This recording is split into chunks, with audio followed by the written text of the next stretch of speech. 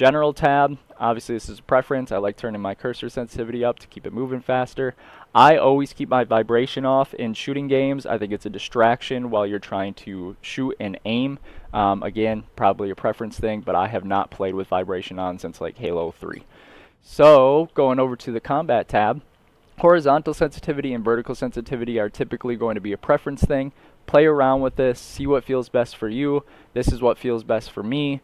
I will say that vertical sensitivity should typically be about half of whatever your horizontal sensitivity is, and the reasoning for that is it's going to help you keep a steady level for headshots. You typically don't have to look up and down in games as much as you have to look left and right, so lower vertical sensitivity allows you to keep a nice steady level for headshots. Next, we have our aim sensitivity curve type.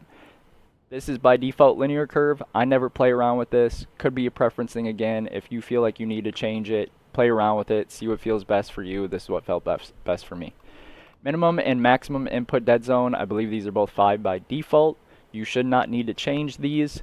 The only time you maybe want to is if you don't want your analog stick to be as reactive to your inputs, or maybe if you have some stick drift. These next two are probably the biggest ones that I've been playing around with so far. Now, most games you have a sensitivity for when you're just looking left and right, and then you have a sensitivity for modifier for when you're aiming down sights. This game obviously does not have that. Now we want to have more precise movements for when characters are in front of us, or if we have a Spider-Man that's dodging all around. But we also want to be able to turn quick enough too to be able to track him and follow him. So how do we achieve that? We put max dead zone sensitivity boost to 50, so you're going to get a 0.5 modifier onto your horizontal sensitivity when you reach your full dead zone. That's going to allow you to turn faster. And then your horizontal max dead zone response time, I turn this all the way up. Sometimes when it's, at 50, 60, or even lower than that, and you're trying to aim at a target in front of you, the sensitivity boost would kick in and it would feel really clunky. So I turn this all the way up to 100. These next few settings you typically shouldn't change, don't want to change. These are all weird settings, but if, again, preference thing, maybe you want to. Here's some big settings. So aim assist window size, make sure this is all the way to 100. Aim assist strength, make sure this is all the way to 100. And then these by default are all set to different values. I believe melee by default is 0. Hit scan is maybe, I'm going to be wrong, but it might be 40, or this one might be 40 and this one might be 80. Whatever the case is, you want to drop them all to 0. You don't want any aim assist ease in, you just want it to kick in right away. Now what I found is that these settings here helped aim assist feel like there was a little bit more in game, and I'll go into the practice range in a second and show you. But it definitely, there's not as much aim assist in this game as there are in other controller games, and that's okay. But I think a lot of controller players are probably caught off guard by that. Then lower than that is the reticle. This is again all preference. These are my crosshair settings here. If you guys are interested in this one, I can copy it and put it into the description. And yeah, so just comment and let me know if you want that. Allied health bars. This should always be on. It is set to off by default.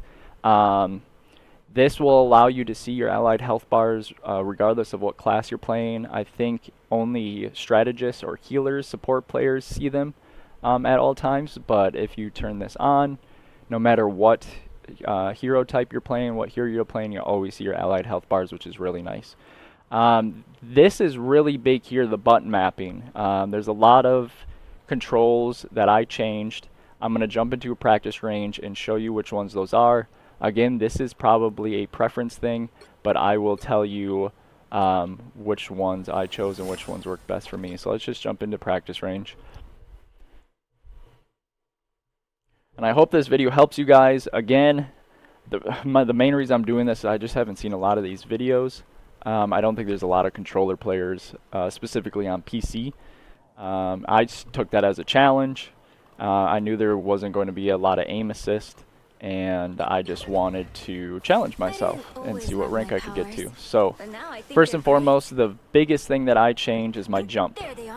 Jumping in this game is really nice. It changes obviously the level that your head is at, which makes headshots harder.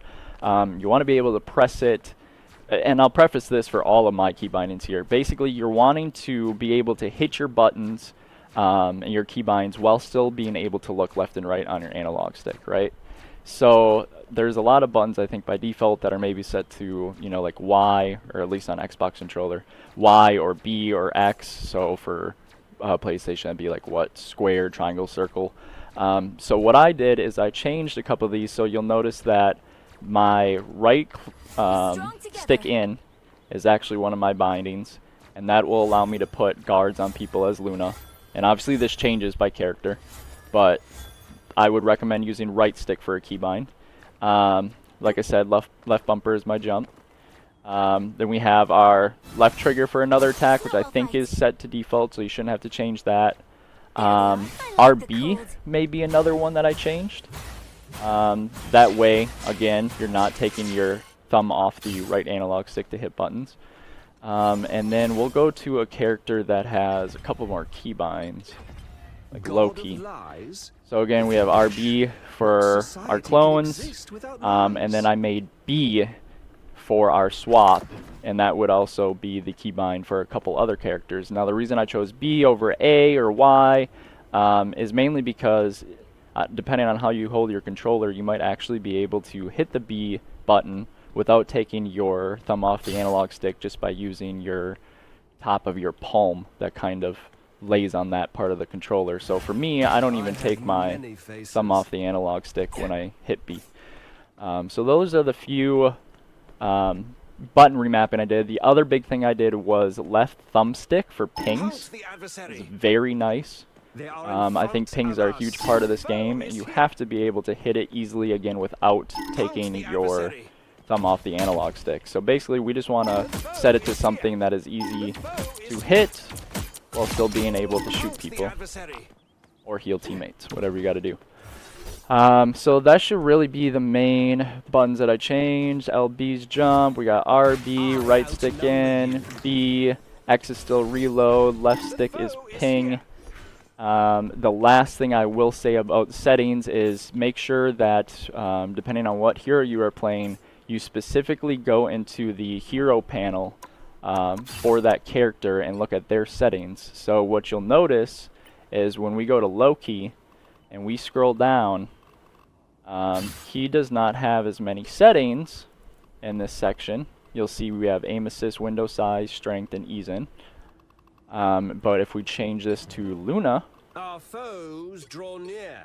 Luna actually has a aim assist health threshold for allies, and this is, to my knowledge, actually new in Season 1. I don't believe they had this in Season 0, so this is really nice for controller players. I think by default this is set to 75.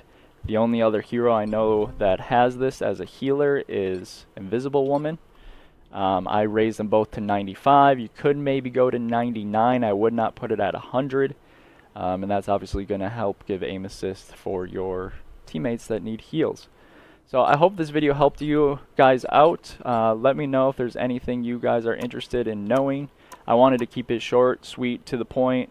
I know a lot of these videos get really long, and yeah, so I hope that helped. Thank you guys for watching. I'll see you guys next time.